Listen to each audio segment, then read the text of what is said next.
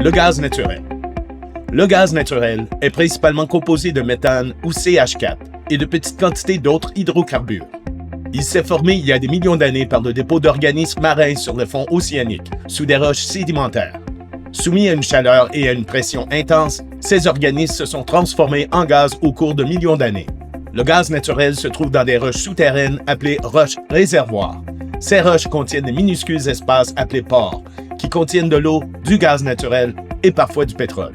Le gaz naturel est piégé dans le sous-sol par une roche imperméable, appelée roche couverture, où il reste jusqu'à son extraction. Le gaz naturel est classé en deux catégories, sec et humide. Le gaz sec est essentiellement un gaz qui contient surtout du méthane.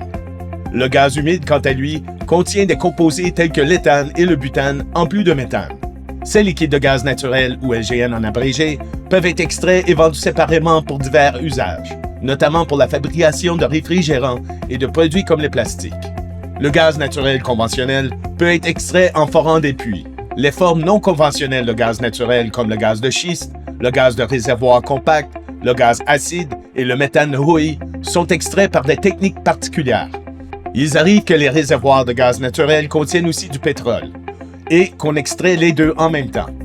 Ce type de gaz naturel est appelé gaz associé. Auparavant, le gaz associé était couramment brûlé à la torche ou en tant que déchet, mais aujourd'hui, dans la plupart des installations, il est capturé et utilisé. Une fois extrait, le gaz naturel est acheminé par des petits gazoducs, appelés conduites de collecte, jusqu'aux usines de traitement où il est séparé des hydrocarbures et fluides pour produire ce qu'on appelle du gaz de réseau de transport, avant de pouvoir le transporter. Le traitement compte 4 grandes étapes où les impuretés sont éliminées. Élimination des huiles et des condensats, évacuation de l'eau, séparation des liquides de gaz naturel, élimination du soufre et du dioxyde de carbone. Le gaz est ensuite transporté par des gazoducs appelés alimentateurs vers des centres de distribution ou stocké dans des réservoirs souterrains pour être consommé plus tard. Dans certains cas, le gaz est liquéfié puis transporté dans de grands navires-citernes. Ce type de gaz s'appelle le gaz naturel liquéfié ou GNL. Le gaz naturel sert principalement au chauffage domestique et industriel et à produire de l'électricité.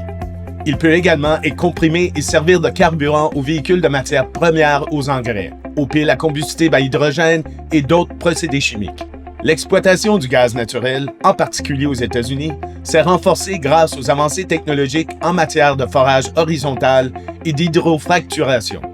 La combustion du gaz naturel émet moins de gaz à effet de serre et de polluants atmosphériques que celle des autres combustibles fossiles. En fait, dans la production d'électricité, sa combustion émet moitié moins de carbone que le charbon. Malgré tout, le gaz naturel reste une source de CO2. En outre, le méthane est lui-même un puissant gaz à effet de serre, entraînant environ 24 fois plus de répercussions que le CO2. Lors de son extraction et de son transport, le gaz naturel peut s'échapper dans l'atmosphère et aggraver les changements climatiques. Les fuites de gaz naturel sont également dangereuses pour les riverains, car c'est un gaz incolore, inodore, très toxique et très explosif. Voilà ce qu'il en est pour le gaz naturel.